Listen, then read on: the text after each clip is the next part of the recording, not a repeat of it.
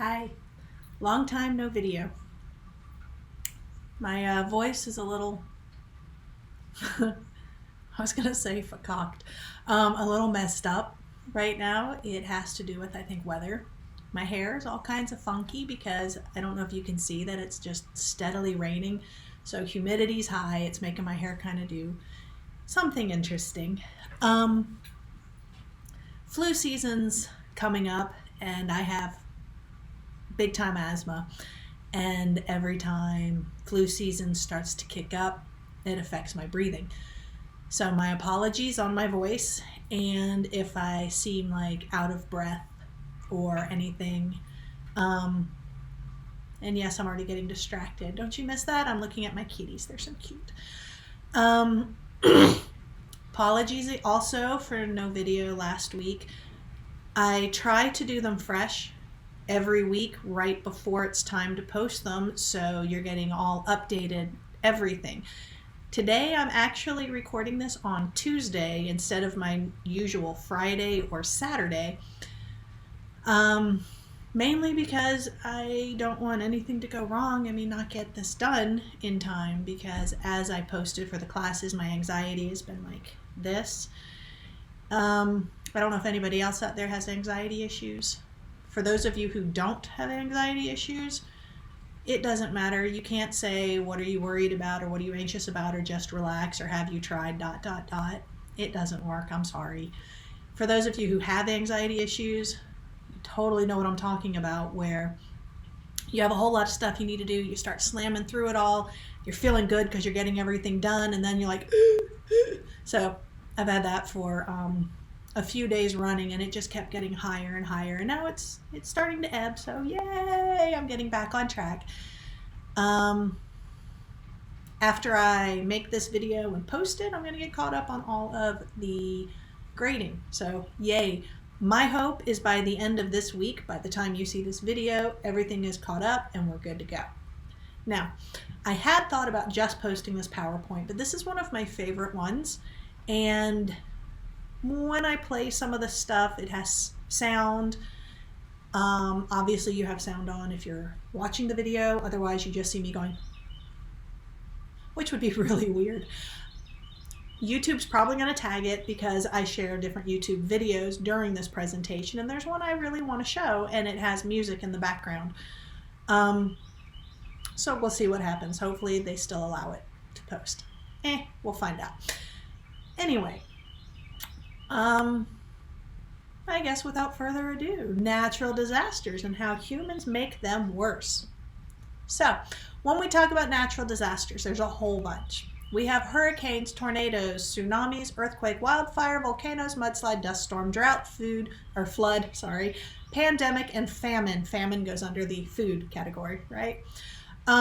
We are right in the midst of the beginning of hurricane season, and I've seen jokes already over the past couple of weeks saying, don't worry, hurricane not near you, give it a couple of days. We have so many hurricanes out there, and this year, just very recently, we had our first ever twin hurricane, so there you go. I might later do just a weather related PowerPoint because I've been learning so many other interesting things. Anyway, we have stuff about hurricanes later. Tornadoes, they tend to hit. Tidal waves, we're about to cover a big one. Earthquakes, yep. Wildfire, happening right now in California. Volcanoes, last summer, happening in Hawaii. Mudslides every year. Dust storm, we've had a bunch of those. If you remember, it was end of June, beginning of July, there was a dust storm so huge that it was coming across the ocean and hitting Florida. There you go. Drought all over the place, which is causing a lot of the wildfires. Floods happening all over the place right now if you check it out. Pandemic, we're living in one. And famine, again, that's all over the place. So these are what I mean by natural disasters. So we're going to cover some and then also talk about how we're making them worse. So here's the tsunami, the first one I wanted to mention. December 26th, which is known as Boxing Day, 2004, Indian Ocean. Notice that I'm giving you websites for where I obtain different information. In the content area of this class, I also have a document that gives you some of the statistics, numbers, how many people died, injured, acres affected, finances, that kind of thing. In the attempt to keep this not horribly long, I'm just going to let you look at it. I'm just going to kind of do short little recaps as I cover these. Now, the first thing I want to say about the Indian Ocean tsunami is one of the things people do to make things worse is think we know better than Mother Nature what belongs somewhere. When you think of going to a beach, you tend to think of these nice, beautiful white sands. You don't think of mangrove trees that have a lot of bugs and a lot of smells. You don't tend to think of forestry or any of that. You want the nice, beautiful sand. And so places like here, and what you're about to see in the video, a lot of locations, in order to get the tourists and the tourists' dollars, they clear off the beaches to make them beautiful. Well, the planet knew what it needed, and there are things on the coast that are there to basically work as a barrier for when the waves come. When you clear all of these things out, that kind of affects it. So it's not a surprise that one of the biggest damaged areas during this tsunami was a resort that had just opened. It was like brand new.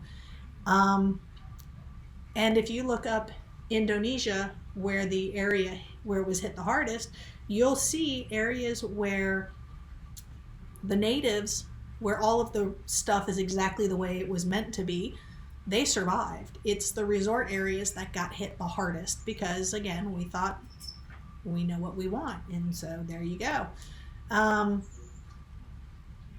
Yeah, so here we go. We're about to see the video. So here you go.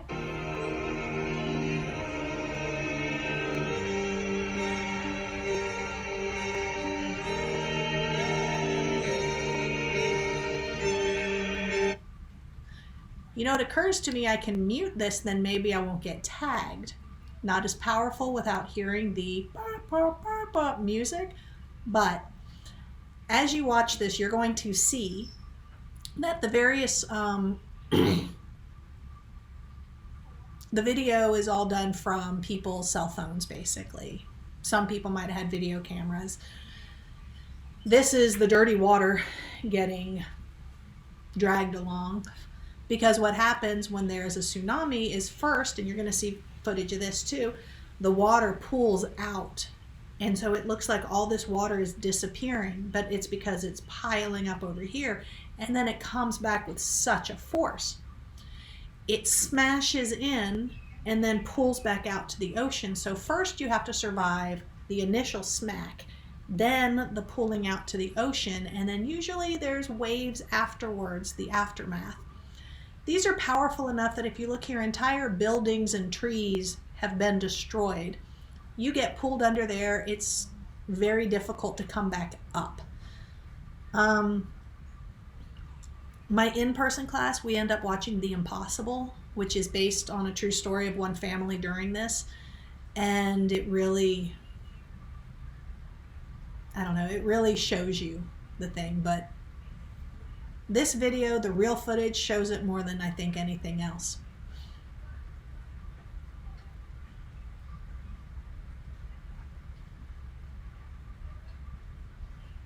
This is what I'm talking about, where all the water pulled out. And so you can see that it's pulled out and people are like, oh my gosh, look at that. You see it building.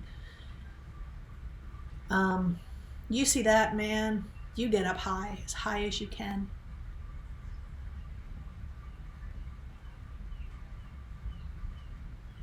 See, these people are like, oh, look at that. Not a good thing.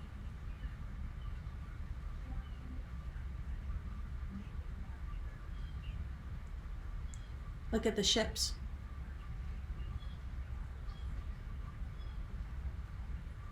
And there they go.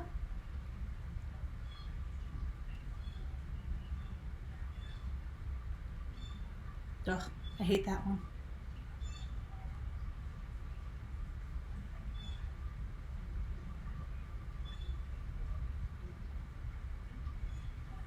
And yes, this is actual footage. It's not Hollywood footage. This is the real deal.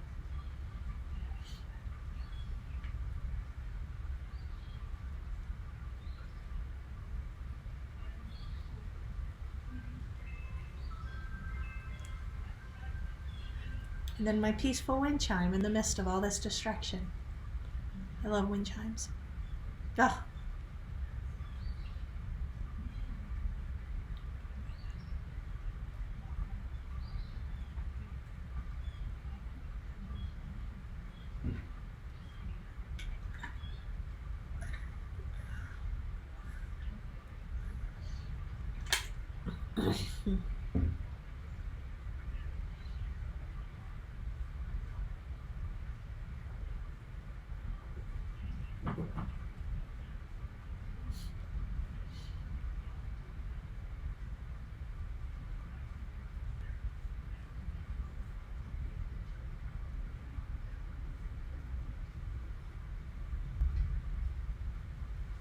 This is one of those times I really wish there could be feedback from you guys while watching this.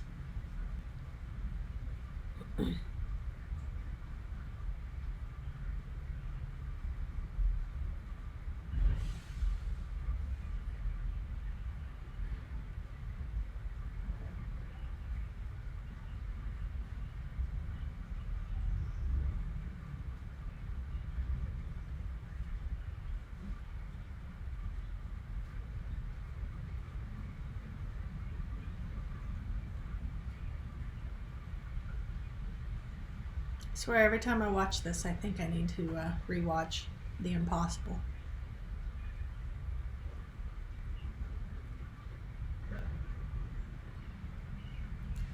Oh, and that's the other thing to mention. During this tsunami, a lot of property damage, obviously, a lot of injuries, a lot of deaths, very few animal deaths.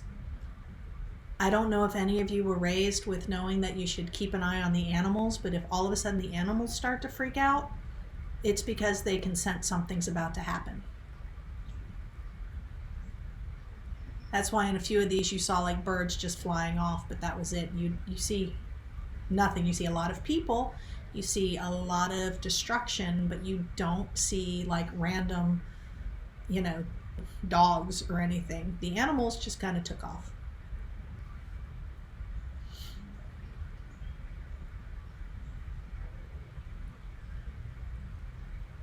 But yeah, so there's that. So that right there is a very powerful, I think, thing about the tsunami.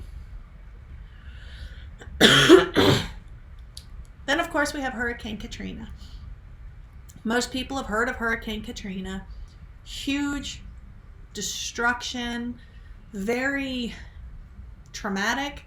A lot of issues covered with Hurricane Katrina. I would check out the document where I have all the details. Now, I told you why for the tsunami, how humans made it worse. How did we make Hurricane Katrina worse? There's a couple of things. One, straight up, what we're doing to the planet with the climate crisis that's going on, global warming. It is causing stronger weather patterns. It's causing stronger hurricanes every single year, and we're going to cover that towards the end of this PowerPoint when I show you a progression of some of our hurricanes. But another way that we made Hurricane Katrina worse is when you think Hurricane Katrina, I'm assuming you think New Orleans. It's a soup bowl. It means it's down here. It is below sea level. The only thing protecting it are the levees. The levees were not designed for the power of Hurricane Katrina. If you have an entire civilization, an entire city, entire group of people who are living below sea level, you should make darn sure that what's protecting them is top of the line and as strong as it needs to be. However, if you look at the public records for it, you'll see that each year when it went on the ballot for people to vote whether or not to raise taxes to fix the levees, everybody said no because people just didn't want to pay more taxes. People kept saying, oh, it's going to be fine. It's worked so long so far, blah, blah, blah. The levee was already damaged before Hurricane Katrina hit, and it was not originally designed for such a strong hurricane. So how people made this one worse, other than the straight up global warming that we're doing here, just the, I don't know, the short-sightedness about keeping things maintained. And we're not even going to get into the politics of everything else. I'm just totally going on just that alone. If the levee is what's protecting your entire area, you protect your levee. So that's one of the ways we made that one worse. Now we're going to go farther back. Here's one of the earthquakes, 1976. Official death toll was placed around 255,000, but they think that the number is actually doubled that. Huge earthquake with a lot of aftershocks. What this picture is showing is one, obviously, we've got the, I keep forgetting I can use the little laser pointer. There we go. We have this bridge that is broken, but this is the one that gets me. These tracks had been going that way. This is how much the earth shifted, which I think is kind of fascinating. Don't have much more to add on that right now. 1974, a whole bunch of tornadoes, just bam, bam, bam, bam, bam, bam, bam. I think we've beaten this by now. I just keep this one in here for history. I am a firm believer in the whole, if you do not remember history, you're doomed to repeat it. So I put this one up here to remind us a lot of this has to do with different things we were doing to the areas, but it's also flatland. The more that we clear cut, the more that we flatten out, the more, I don't know, room there is to power up, for lack of a better phrase. Our tornadoes are worse now than they were back in 74 when this was a huge thing. Oh, bubonic plague, the Black Plague. I've heard a lot of people try to talk about this recently, and we'll cover this at the end of the PowerPoint too. I've had a lot of people try to bring up the bubonic plague. Took over quite a few years. One of the biggest issues with the bubonic plague was people didn't know what it was. They didn't know where it came from. And so people were spreading it like crazy because they didn't know it was coming from them. They might have originally gotten infected by other things, but then they kept spreading it around. If you've ever heard the whole ring around the rosies, pocket full of posies, ashes, ashes, we all fall down, that is about bubonic plague. Kind of disgusting that we sing it, but that's what it's from. One of the other things, and yes, I go forward and back because I can't remember what slides I still have and what I've gotten rid of.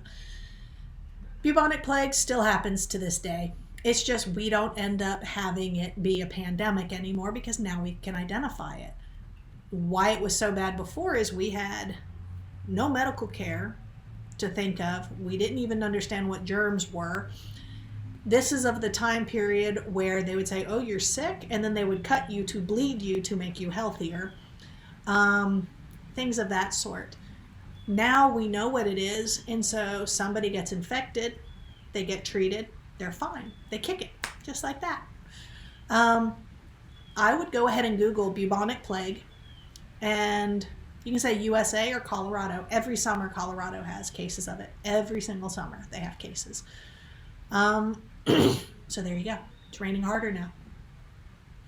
Famine, Indian famine. Don't really have much to say on this. Again, there's more stuff on the document that's online. Just basically imagine having so little rain that not enough food grows that millions upon millions of people die of starvation. Yeah, that's all I have to say. Millions upon millions of people died of starvation. Potato famine, should have heard about this in a history class by now. So bad that Ireland was encouraging people to go to other countries, because I don't know if everybody knows this, a potato, where it gets a bad rap a lot of times, where people say, oh, it's nothing but starch, it's fat. Most people are just thinking of like potato chips and French fries and that kind of thing. But a potato has like so much nutrient in it, especially if you eat the skin, that poor people could survive on potatoes.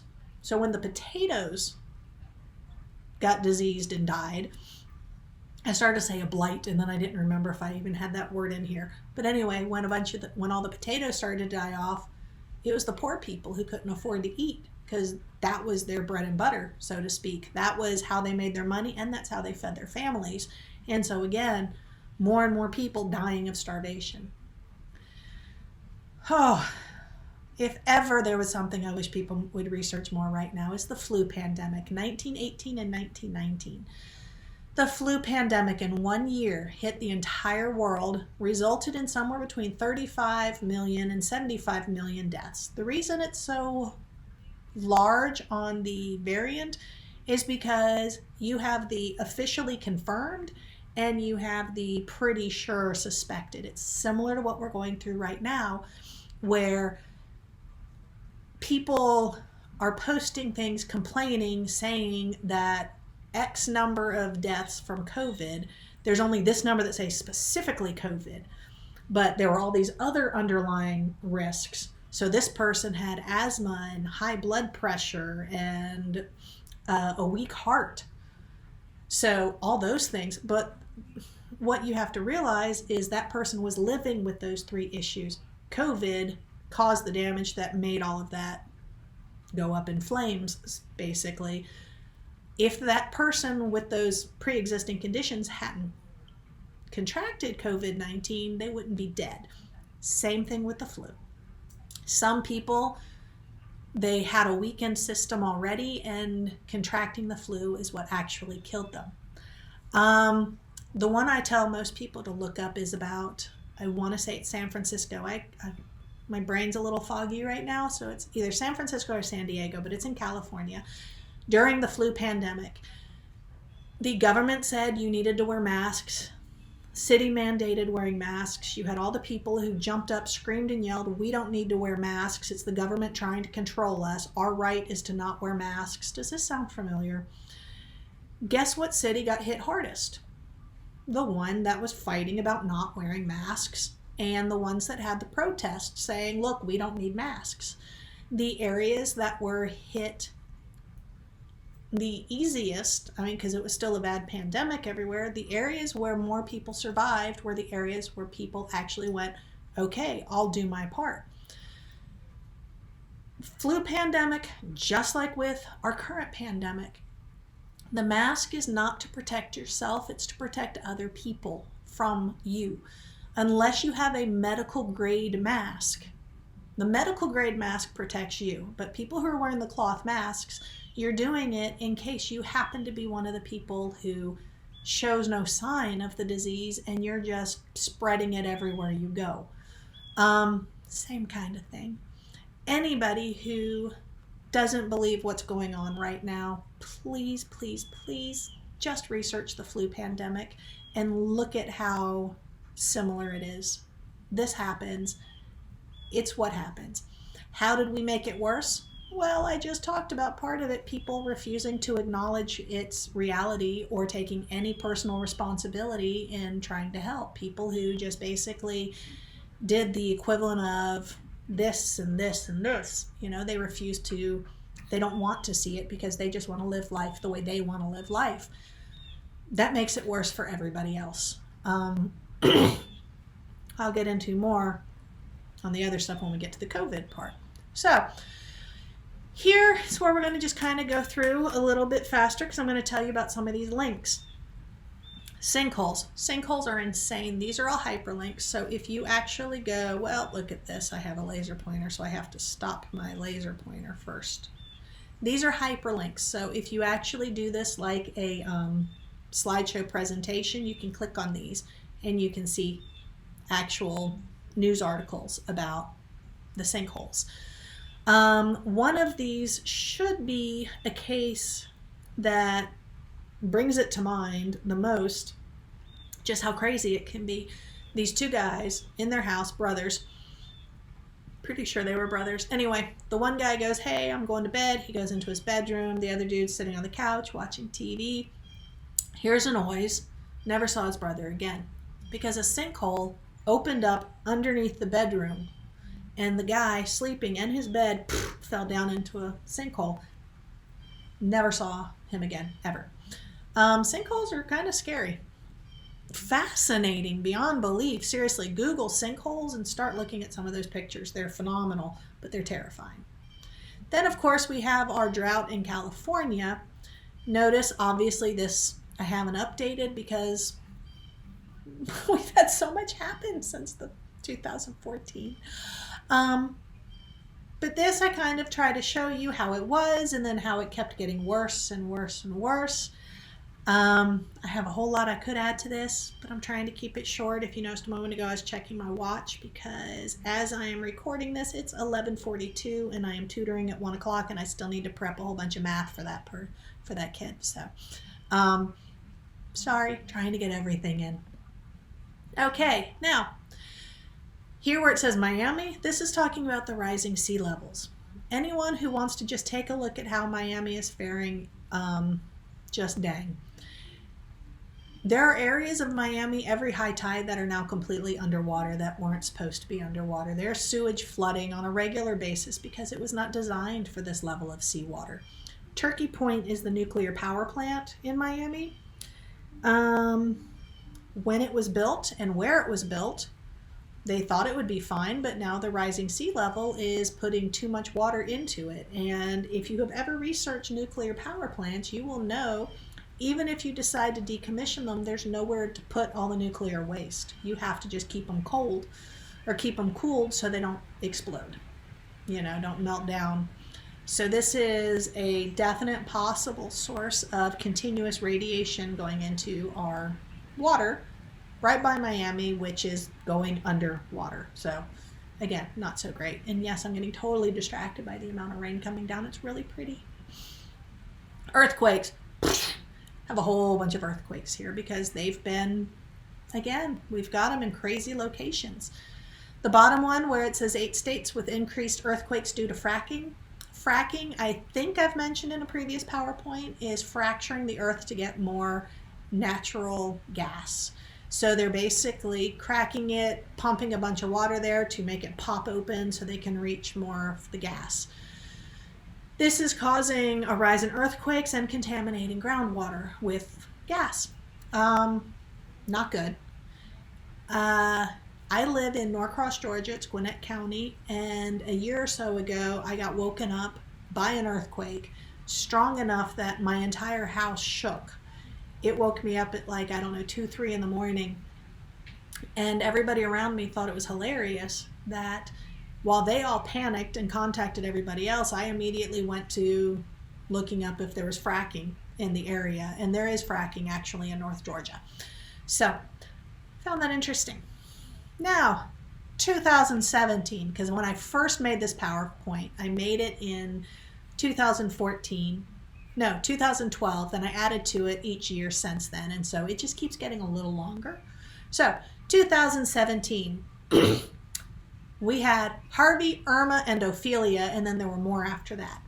I have a hyperlink here for more of the hurricanes for 2017. Now, here is a picture of Hurricane Harvey as it's hitting the Gulf. That should be Texas that it shows it's hitting. Let's get back to that laser pointer. So this right here, that's the eye of the hurricane. All of this, where you see all that, that's where it was hitting. So that is a huge friggin' hurricane. Here are some images from Hurricane Harvey, the amount of flooding. And I know people are like, what in the world were people doing driving? Well, it didn't happen all, it wasn't like people drove out and said, hey, the water's this high up on my car, I'm going to go for a drive. Some of these were people who were already driving when, and then, flooding and whatnot. And others, the cars have just straight up been abandoned, and some kind of floated off because of how deep the water was. Just so you know. More damage from Hurricane Harvey. Check this out.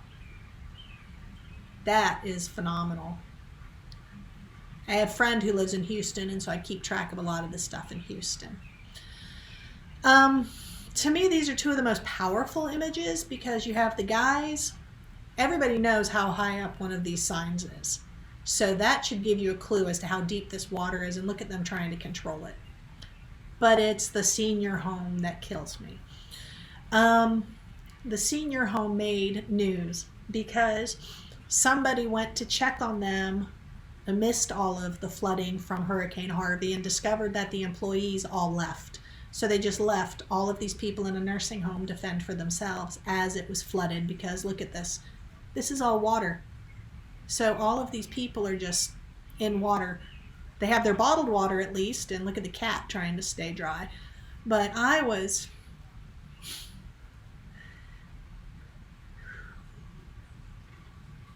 it still gets me.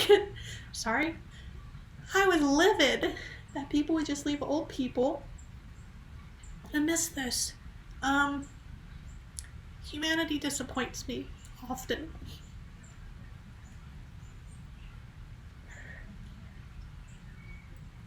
Sorry, I always mean to delete that one because it bothers me too much, but I think it's also important. I think it's important to show the reality. So, anyway, I wonder if I'm going to delete that and edit it. With me, you never know. Sometimes I will go ahead and go, nope, that's a little too personal. I'll clear it out, and other times I think it's kind of good to see the personal. Anyway, Hurricane Irma. Hurricane Irma is like, wow. I almost used a bad word there. Hurricane Irma is just wow. They're like, oh my God, this is the biggest hurricane in the Atlantic Ocean in all of history. And yeah, it was listed as that. What hits me the most is Hurricane Andrew, Hurricane Irma. Hurricane Andrew in '92 was considered huge. It was like the biggest hurricane in the Atlantic Ocean back then. I actually drove through Hurricane Andrew. Oops, right? I was, in '92? Look at me trying to do math real quick. 71, yeah. I was right at 21. I wasn't yet 21, I don't think. Trying to remember. But I had been in, I think it was Hurricane Andrew. Anyway, I was in North Carolina and I drove to Atlanta in my little MR2, little bitty two-door, two-seater car, and my dog, who was a puppy at the time. He's since passed. And I did not realize there was a hurricane happening. I just knew it was stormy, and people looked at me like I was crazy every time I stopped for gas. And I remember driving over bridges going, wow, look at the waves. So apparently I was just in front of the hurricane, because it got really bad later. And when I tried to go home back to North Carolina from the Atlanta area, a lot of the roads were gone that I had been on. So kind of made me go, whew. That's when I started paying more attention to storms, just so you know. Irma hit the Caribbean very, very hard. That's a manatee, not supposed to be on land. Irma. Now, people who know the joke about Florida and the crazy people of Florida, that's literally the entire reason I have this picture, because there's not much more Florida than this. A dude walking a dog, listening to his own music as there's a house on its side behind him. I don't know, that just cracks me up. Again, Irma hit Florida pretty hard. Now, you're about to see where I talk about Atlanta. I'm aware that the picture is not Atlanta. That picture is not from Atlanta. I know. Atlanta does not have palm trees. Couldn't find a good picture for Atlanta, but I wanted to talk about it because Irma hit Atlanta as a tropical storm. Why this is huge is there has never been a tropical storm in Atlanta, because Atlanta is not the tropics. Atlanta is not on the coast. It's not even near the coast, and it's nowhere near the tropics. That is my cat. I don't know if you hear him. It was kind of freaky. I actually strapped so much stuff down in this backyard. I used to have we used to have a trampoline. We flipped it upside down and I attached it to a tree and things like that so it wouldn't go blowing off and hitting anybody's. It was pretty freaky. Okay, here we go for some different hurricanes.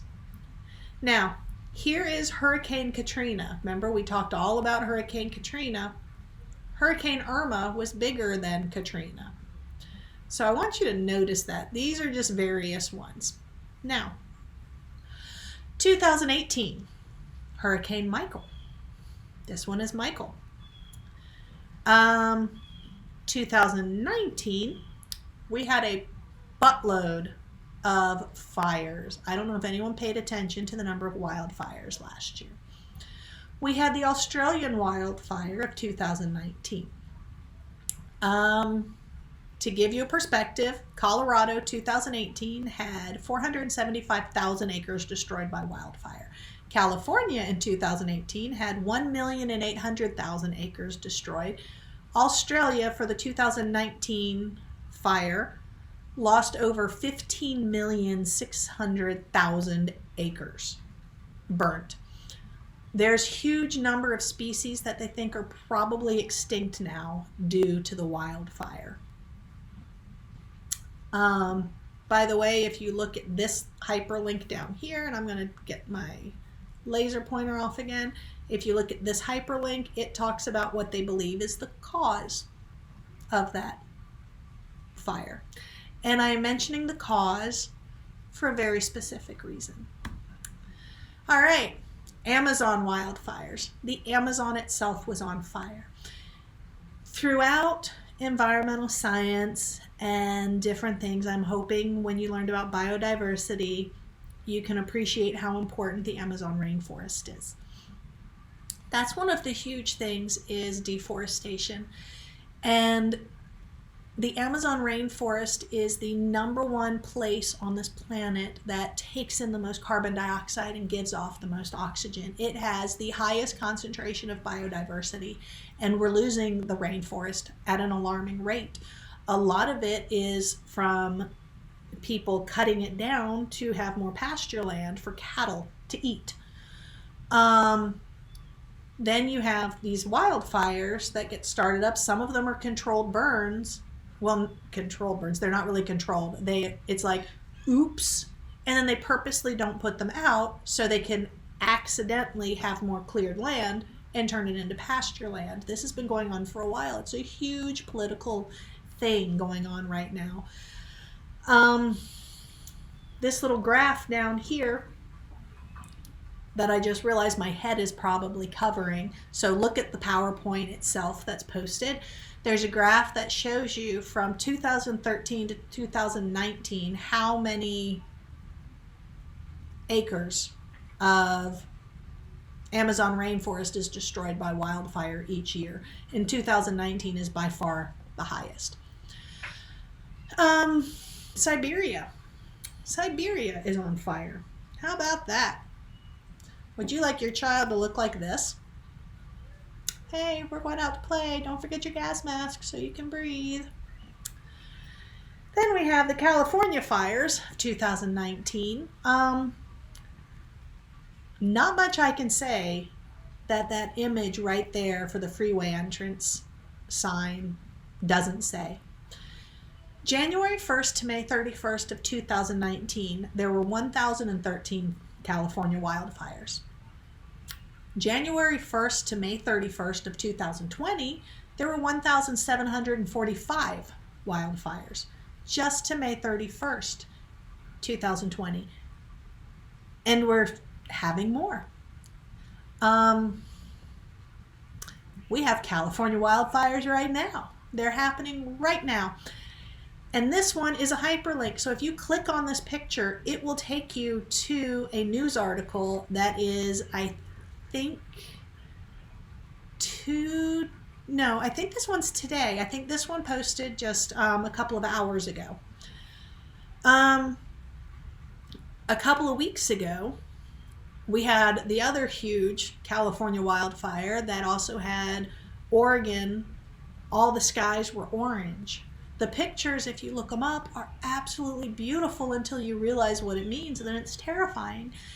And where I have to go with this about how humans are making it worse is it's from, again, yes, I'm going to tell you, the climate crisis. It's the lack of water, it's the droughts, everything's drier, and then we have people being stupid. Some of it is from overpulling on the energy in order to have like your air conditioning running and the other stuff. And so as the temperature gets hotter, the California Power Company tries to do rolling blackouts to try to keep it from being overworked, because if it sparks, the spark can hit something and ignite a wildfire. But then you also have the one that caused the one before this wildfire, the last one, where there have been jokes all about, I don't know who's seen it, where it was a gender reveal party because somebody in California, not paying attention to the fact of how dry it is, the drought, and oh, I'm sure it'll be fine, decided to use some kind of pyrotechnics, basically fireworks, to reveal that they're going to have a boy or a girl. That caused sparks, which ignited all the dry tinder, which caused a huge wildfire that spread over a few states. So when you ask what can one person do, a lot. You need to pay attention. A couple of years ago, Chattanooga was on fire, and it was basically figured out because it was somebody who flicked a cigarette outside of a car window. A lot of these tiny little things you think nothing of cause massive amounts of damage. Now, this article's from 3 days ago. Right? 3 days ago? 26th? Yeah, 3 days ago. It's a hyperlink, so if you click here, it'll take you straight to the news article, and then you can watch the video. There's water issues all over the place. Houston, Texas gets lots of them. And this one, they found brain-eating amoebas in the tap water, so they had to alert a whole bunch of counties, don't drink the tap water. And then they kept doing different tests, narrowing it down. And Lake Jackson, or I think that's what that says, Jackson, yeah, was the last one to be able to open it. No, kitty. My kitty's about to try to rub up against the computer. Come on. Oh, this is Fang. It's my baby. Anyway, so Texas has issues with their water on a regular basis. As of today, though, I think they have decided the water is safe, but just dang. All right, now let's get to our pandemic, shall we? COVID-19. The lab class is having to do a lab based on this. Your class is having to incorporate this into your semester-long projects, your group projects. There's a reason. It's because it's friggin' huge. And I would not be a responsible environmental science teacher if I was not making you look more into what's going on. So first I want to show you the timeline. First case in the U.S. was January 21st. When I started to update this PowerPoint, it was August 10th. It was for environmental science class I teach in person at Georgia Military College here in Stone Mountain.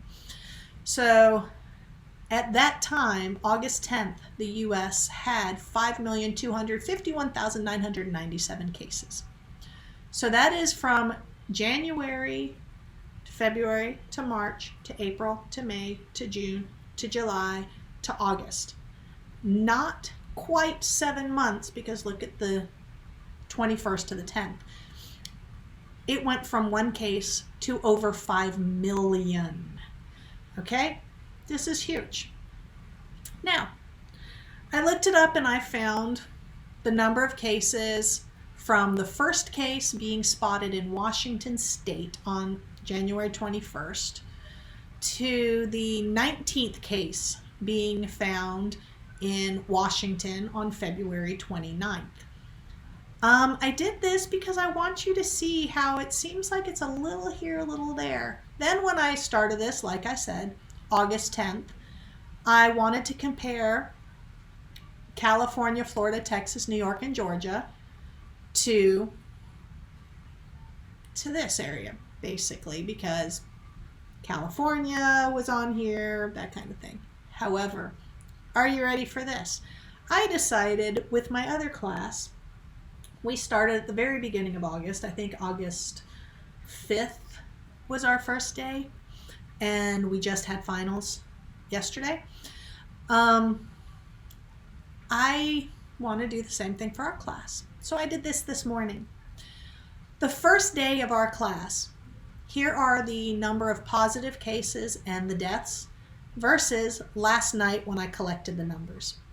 I don't know what all counties everybody's in, and I didn't have all of them collected for August 16th, so I just wanted to show this. I did not start collecting the numbers for the entire world until August 28th. I have been collecting the numbers for the US and for Georgia. I think I started with Georgia and then I slowly spread out from there since April 25th. So I've been collecting these every single day. I have spreadsheet upon spreadsheet upon spreadsheet. I don't collect the deaths from the counties. I have just been doing their numbers, and then I'm doing the average rate of change. But I thought you might want to see in just over a month, just the amount of time you've been in this class, August, September, just about the amount of time you've been in this class, how much the numbers have changed. I don't know about you. I find it a little terrifying. So how are we making it worse? Well, by one, not accepting personal responsibility as an individual and as a human race. Human race aspect, we have just been spreading out, getting rid of more and more nature. We are making the area between us and wildlife smaller and smaller, so it's not surprising that each year we have more and more diseases that spill over. That's literally what it's called, is spillover, when a disease for animal spills over to the human race. We've had this in the past when we've covered Ebola and the swine flu and all these things a lot of people like to post about. We've done this a lot.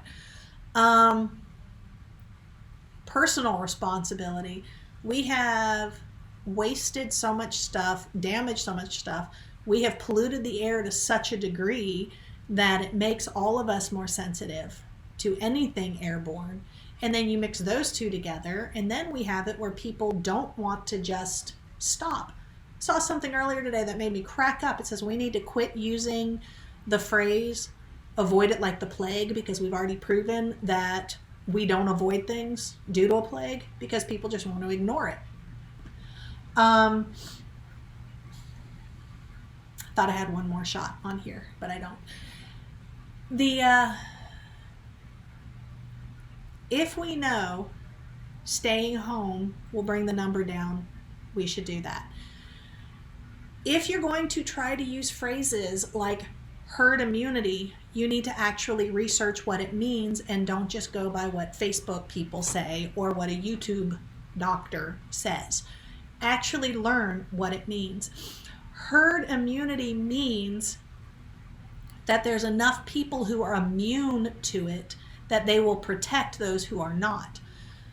We don't know enough right now, so we can't cover it. We can't do that. It does not mean everyone mass get infected, because we don't know the full extent of the damage. I think it was Sweden that tried to just not lock anything down, and they're like, we're just going to let it run its course and we'll be fine, and they are not doing so great. The US kind of controlled it for a little bit until people did that whole we have to get our lives back. A virus doesn't give a crap what you want to do. A virus is still just going to attack you. I do know this is a soapbox issue, and some people are going to get very annoyed but I'm going to point out something that I really wish more people would understand. And since I'm the teacher of a science class, I can do this. Science is not opinion-based. The virus is not an opinion. The virus is not political. A mask is not political. All of these are just facts. Whether or not you wear a mask does not mark whether or not you're a Democrat or a Republican. It does not mark whether or not you are afraid or not. What a mask does is shows that you understand you may be a threat to somebody else. Wearing a mask shows that you care about other people more than about yourself. A mask does not make you sick. A mask does not keep you from breathing. A mask does not bring down your oxygen levels. A mask does not bring down your immunity levels. I have heard all of these things from different people. If you have ever been to a doctor or to a dentist, if you've ever had your nails done, if you have ever been to like a lot of food industries, these people wear masks the whole time. There are surgeons who will perform surgery for hours on end. They wear a mask the whole time. They don't pass out. There has been proof upon proof upon proof that wearing a mask does not diminish your oxygen content. I have severe asthma. I have to hit an inhaler twice a day, every day. I have a machine for doing breathing treatments. When all this hit, the first thing I did was I got to my doctor and I stockpiled on the albuterol so I can do breathing treatments as my lungs get worse. I wear a mask every time I leave. The classes I'm teaching in person that are 4 hours long at a time, I wear a mask the entire time. And yes, my nose stays covered because I am high risk and I care about those around me and I don't want to make anyone else sick. So mask wearing is not political and it is not hurtful to yourself no matter what you might think. It just means you have to get used to it, and that's the basic issue, is people don't want to adjust, but you have to. A lot of people say they want to go back to normal, and then I keep pointing out normal was our problem. We need a new normal. The virus doesn't give a crap what you think or what you want, or if you want to get your hair cut, or if you want to eat at a restaurant. The virus doesn't care. A virus is a virus is a virus. There is no brain. There is no thought. They don't care that there's an election coming out. It does not care what people think. It does not care who is in office. And I can promise you, people who are being affected by this in other countries don't give a crap about the U.S. election. I say this because I'm also very tired of hearing people talk about, oh, we'll see what happens after the election. Who cares? Do I care about the election? Yes. Quite frankly, I'm terrified.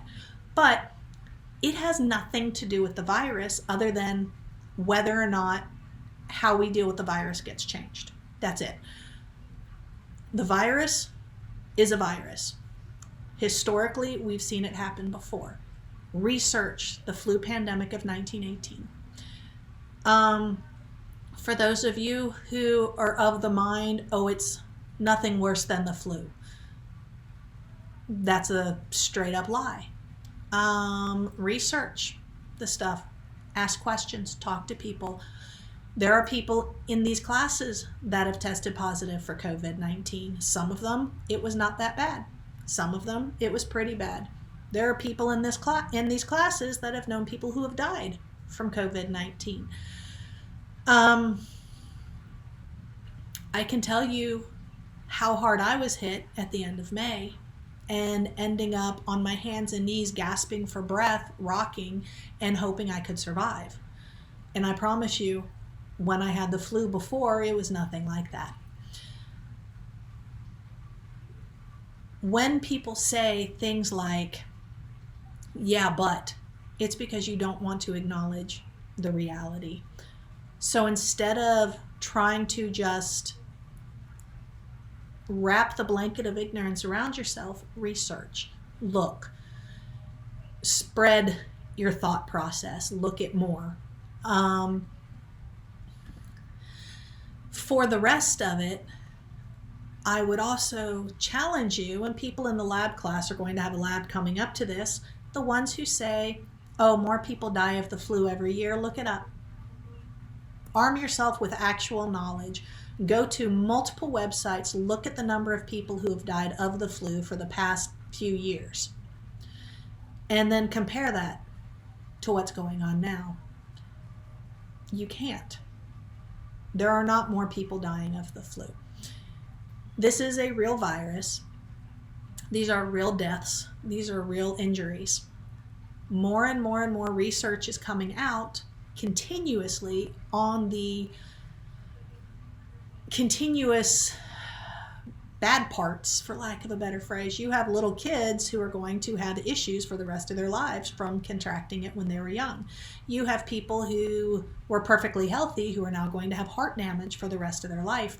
The most recent one I read was about hair loss for months on end. They're assuming that the hair loss will be temporary, but there are people who are just losing entire clumps of hair from this. The coronavirus is an amazing thing to study if you can separate yourself from it actually hurting and killing people. So my whole thing is, when we're covering natural disasters, we happen to be living in a current natural disaster, and I say how humans make them worse.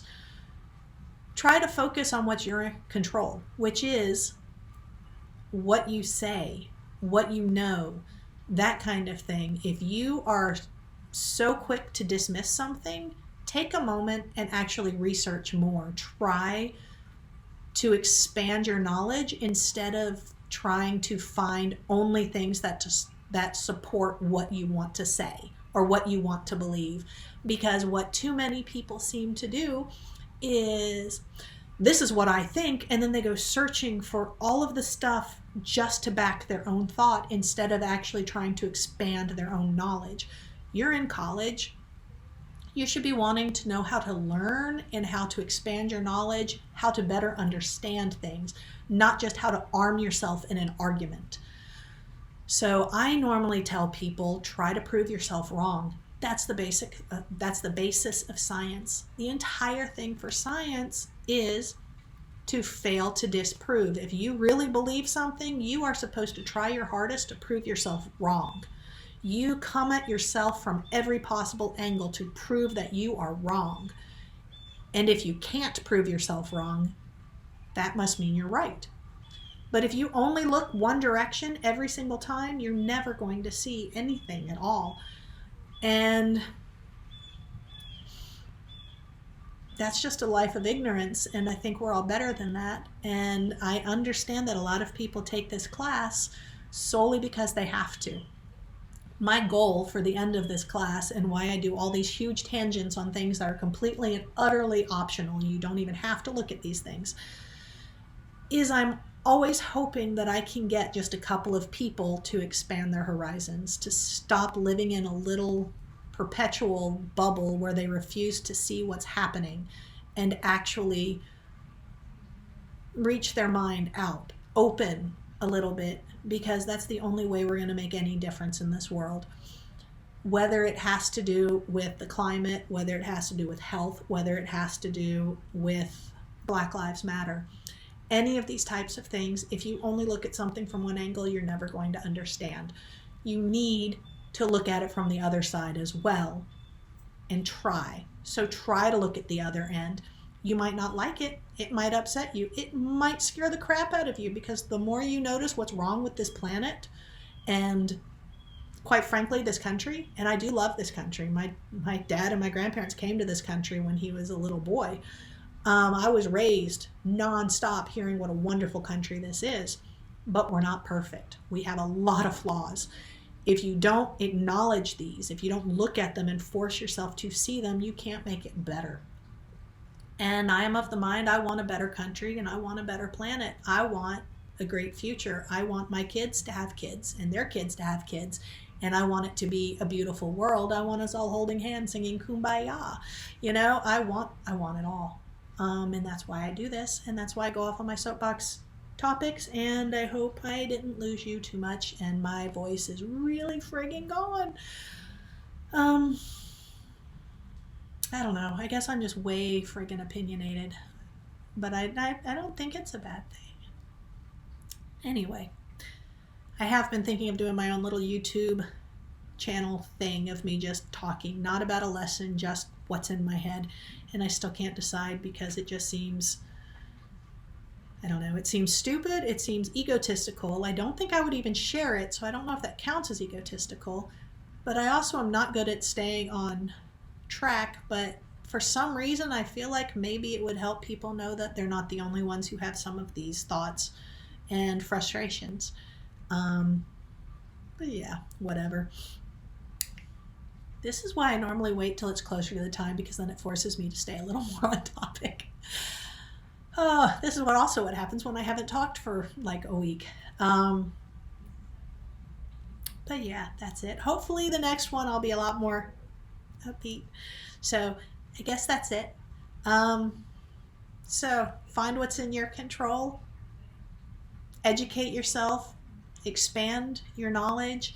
And try to help educate other people, because I really 100% believe the only way anything's going to get better is for us to change here and then spread it out. So I guess that's it. Peace.